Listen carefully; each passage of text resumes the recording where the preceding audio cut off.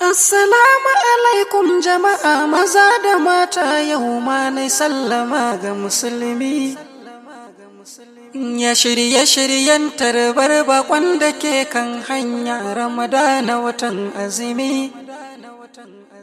Allah ya sa ya same mu da rai da lafiyar jiki, mu samu ƙwarin gwiwar ibadar Allah rahimi. Ibadar da zami ta bana ta ninka shekarun baya, ka yarda da wannan rabba.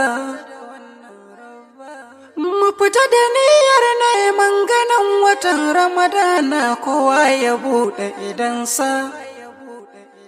Da yamma mima yamma zururu ya hilalin Ramadan, ganinsa hujja ta isa. In kuma gari ya yi duhu ko girgije ya kare sha'aban, mu cika lissafinsa. In kuma hukuma ta sanar ganinta ya wadace mu, kar wani ya ce ba haka ba. Idan Allah ya hukunta muka ga watan ranar farko, ba taɓa hannuwa za mu yi ba kuma kiɗa da waka ba. In Allah ya nuna ma kai ka bara Allahu akbar, kai addu'ar da annabi yayi ka koye ta in baka iya ba. Zani karanta a saurara, wanda ya sani ya ƙara ji, ya sanar da wanda bai santa ba. Allahumma ahillahu alaina bil amni wal imani, ku faɗa mu ji. اللهم أحله علينا بالأمن والإيمان والسلامة والإسلام والتوفيق لما تحب وترضى، والتوفيق لما تحب وترضى. ربنا وربك الله، ربنا وربك الله، ما شاء الله. بزام جوحلر فترتبا ga wanda suke wata ƙasa, kar su yi amfani da ganin wata ƙasar da bata so ba. Ko tafiya ta kama ka wata ƙasa wadda bata ka ba, to da ita za ka yi amfani, ba da ƙasar da ka barta ba.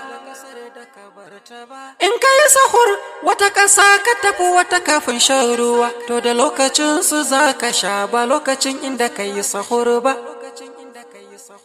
Kar da kana can ka bugo waya nan, in nan an sha can ma ka sha, ka karya baka kai naka ba. In an ga wata sai a ƙudiri niyya, duk wanda bai niyyar azumi ba, ko yayi nashi bai yi ba. Anniyatu muhalluha alqalbu, niyya ai zuciya ke kudirta, ba baki zai faɗe ta ba.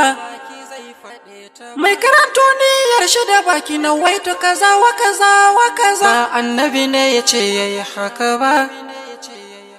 Mu kusanci malamai mu san addini, kar mu sake ba mu san Allah ba. Kar mu yawaita mu tsaya sai gaba, insha Allah mai bayani kan sahur, wasu ba su da musu yi shi ba. In kun tuna shirin nan ne na Kannywood Islamiyya, na san ba za ku manta ba. Ni mai gabatarwa muku tarbin dawa, nan zan sa aya sai mun haɗu a shirin gaba. Wasalamu alaikum, mu kwana lafiya maza da mata, masu sauraro yaro babba.